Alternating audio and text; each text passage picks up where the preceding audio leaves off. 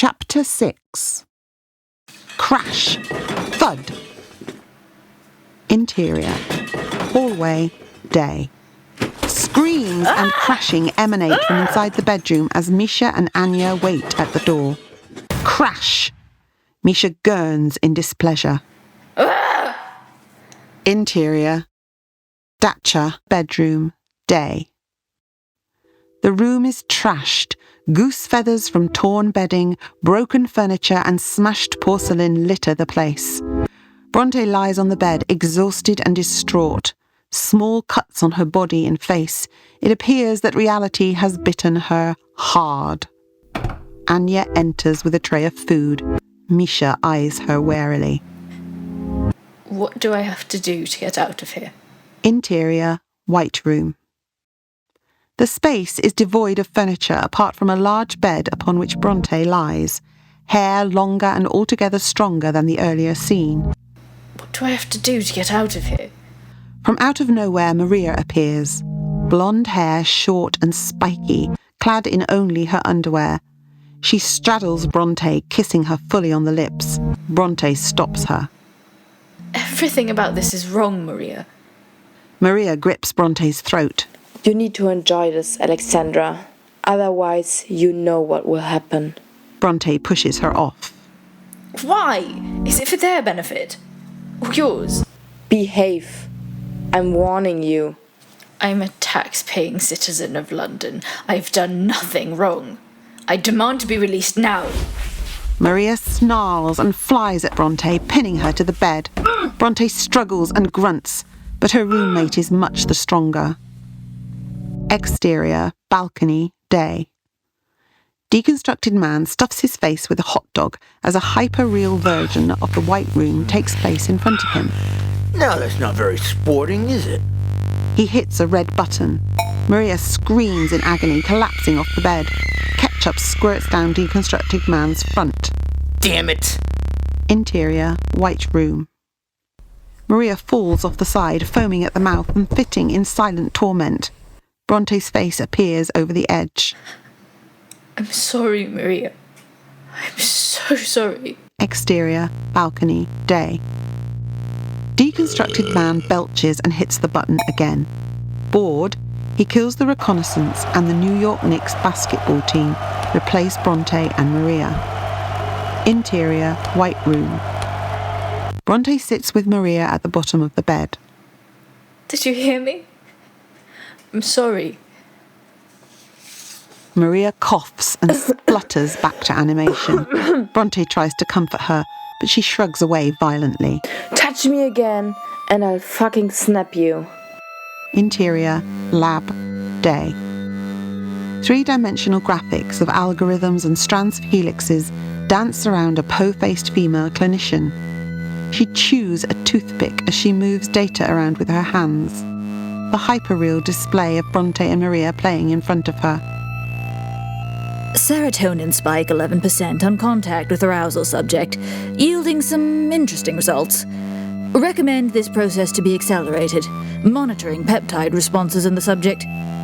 Or you may need to source another stimulant, as the seizure inducement has a high probability of deleting the other female, if use is continued at this rate. I'm talking to you, Officer Grayson Suarez. This is not a game, these are live subjects.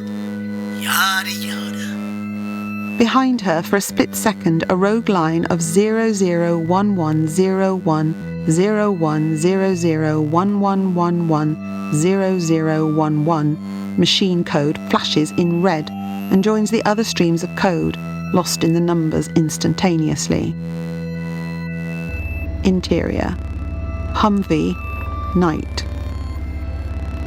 Briscoe, Kutz, and Steve Cruz, a bespectacled geek of a Texan, observe the same flashing numbers from a mini hyperreal projector as the vehicle bounces along across the frozen plain as a blizzard rages. We're in. Virus initiated and activated. The quarterback is toast. Briscoe beams, clapping Cruz on the shoulder. Kutz half smiles. Interior, Pollard's office, day.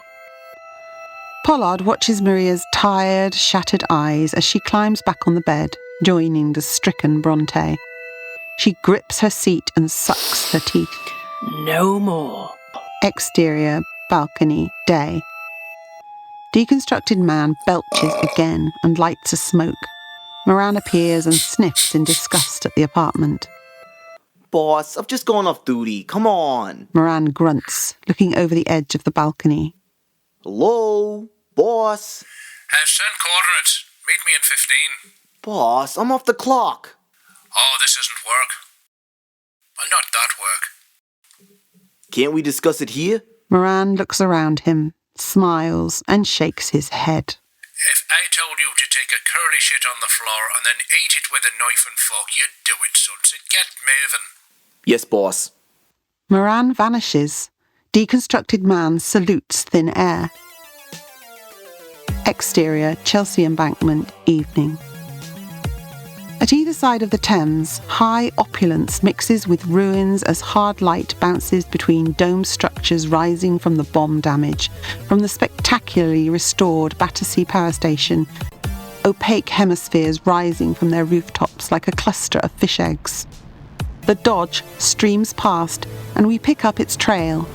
It pulls over by a retro neon Vegas-style frontage, the Amazonia. Interior, Dodge. Evening. Deconstructed man cranes his neck, checking out the bull-necked orange 8 feet tall bouncers guarding the door. What fresh dog shit is this, I ask? Interior, Amazonia foyer. Evening. Deconstructed man approaches grinning, hands up. Yo, boys, girls, whatever it is. I'm cool. See? Cool. Huh?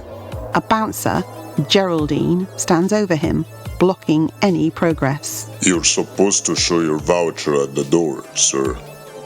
Gold access exclusively. Gold, really? Geraldine picks him up by the jacket with one hand. He dangles in midair, legs kicking. Now you wait just a minute here, coconut balls. I didn't say nothing. Hey! The other bouncers join Geraldine, viewing him with curiosity. Hey, you weird fuckbreed, put me down! Is this the individual with a personalized transit carriage that runs on fossil fuel? Ah!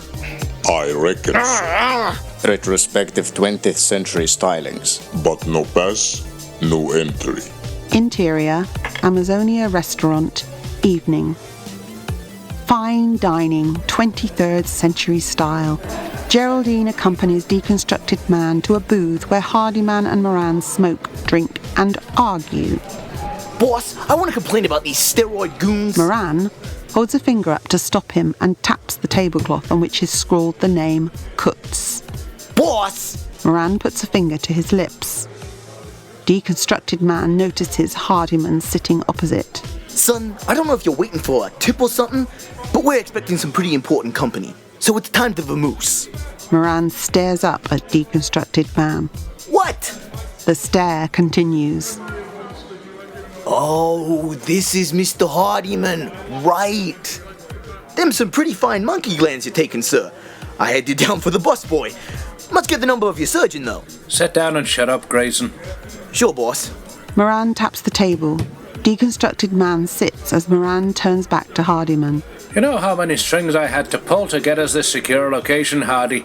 Don't waste my fucking time. Hardyman blows smoke. This is potentially difficult, but I hardly think this represents as serious a threat as you make it out to be, Apsley. Not if we take the right, measures. You didn't know Dr. Kutz like I did, that's all, with the greatest of respect. This woman's more than just a doctor. She's a certifiable fucking witch in binary figures. You might control the world on the surface. She controls the underworld. The quantum politic. Then why isn't she here right now? Calling the shots. We've got all the bombs, Apsley. Think about it, Saul. I know. I just don't want him to think this is all my idea. And what difference will that make if this goes tits up, old man? Hardyman looks every bit a sulking teenager, chewing his nails. Deconstructed Man watches the verbal tennis and slumps back in his chair as the entrees arrive. Interior, Amazonia restaurant, later. He sits and smokes as a waiter clears the dishes and more food arrives. The Congress was a good thing until they got greedy, absolutely. I agree, but you could have handled it better. Why am I here again? Close the gob, lad. We'll get to you. Interior, Amazonia restaurant. Later. The desserts arrive. Interior, Amazonia restaurant. Later. Coffee arrives. Deconstructed man sucks on a beer. Well, maybe we should ask our American friend's opinion on it. Deconstructed man jumps in his seat, startled by the direct address. Oh, and it seems like I really am here in person. Which is a very fortunate thing, gentlemen. Well, I concur, Saul. The boy's a professional. He should know these things. Hardyman smiles and offers Deconstructed man a smoke from his gold case. The American accepts. All I know is how to blow a hole in someone. Grayson, you're being far too modest. You are the famous Deconstructed man, agent provocateur par excellence. Best in the business. Aye, a bit of a smart ass, though. You don't need to play down his credentials, Apsley. I'd like a second opinion. I think a question of this magnitude deserves one, from a specialist's perspective. Deconstructed man straightens his collar and takes a deep breath. Our investigation surrounding the kidnappings last fall did reveal somewhat of a threat to your organization, sir. Moran pats him on the shoulder. He's not good at being over-friendly. Don't be coy, lad. It's our organization. Ours. You say that these people used to be employees of our company? That's right, Grayson. But the nature of their business involves certain checks and balances. How so, may I ask? Well, Grayson, the Doctors' Congress wanted to have control of the application, or public use of their research. And that's a no-no, right? Right. We own the intellectual property rights. Ever since the entertainment and medical sectors converged, we've been market leaders, bankrolling even their most frivolous research, making it a reality. They got very upset when we denied them the freedom to reveal their quantum alchemy to the world. Imagine the problems if every little maggot had the ability to go on forever. Ridiculous! A social engineering disaster. And for all their smart science, they can't see it. Within a few hundred years, population would spike again, and we'd all end up living on Mars. And, you know how that went last time, darlings. Fucking disaster it went, aye. So the Doctors' Congress went into competition. Misguided, from their point of view. No one is irreplaceable. The arrogance of it. Moran and Deconstructed man look up and down at Hardyman's 18-year-old dandy figure and at each other. Ooh, quite a wee fucking purse that was, Grayson. Boom, boom, bang, bang. We nailed some fucking foreskins to the wall back then. Guinea pigs for their own research. Island of fucking Dr. Moreau shit. Served them fucking right too. We got the cleaned up version of that on the news, I remember. I just started on Undercover when it happened. Okay, so these guys jumped town. Then what? The Congress managed to save half of their membership.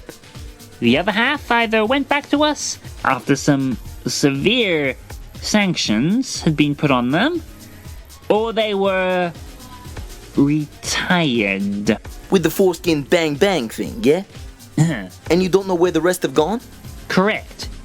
There aren't many places left where our brand of communication haven't reached. East Africa, Siberia, parts of North America that aren't contaminated, Amazonia, Antarctica.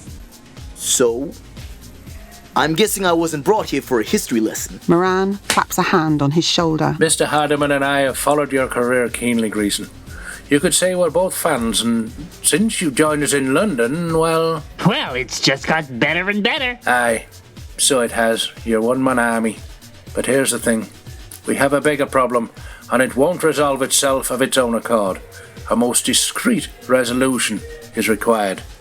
Deconstructed man notices Hardyman sweating and twitching, looking about the place. Business end of things. Don't worry, old man. No one can hear us here. We're safe. Just some friends talking. What's your assessment, Grayson? The situation's not critical. Not yet, anyway. Keep your thumbs up your asses too long, though. You'll have a problem soon enough. Your infrastructure isn't perfect. Perfect don't exist. Your problem lies with the management, then. Aye. Management. Management. Management. Management. Management. Management. Yeah, management. Hardiman emits a twitchy grin. I'm sensing you need a very specific task completed in order to help you with the overarching issue. Sharp boy. Glad you think that way, Grayson. Moran leans forward, taking an uncomfortable amount of deconstructed man's space. Mr. Hardiman and I have a very special job for you, if you're interested. Interior, Dodge, night. Deconstructed man drives, lighting a cigarette off the butt of another. He's not so cocky now. A still, hyperreal rendition of Mannycapra's head rotates above the dashboard. As if suddenly aware that he might be getting watched, Deconstructed man swipes away the graphic.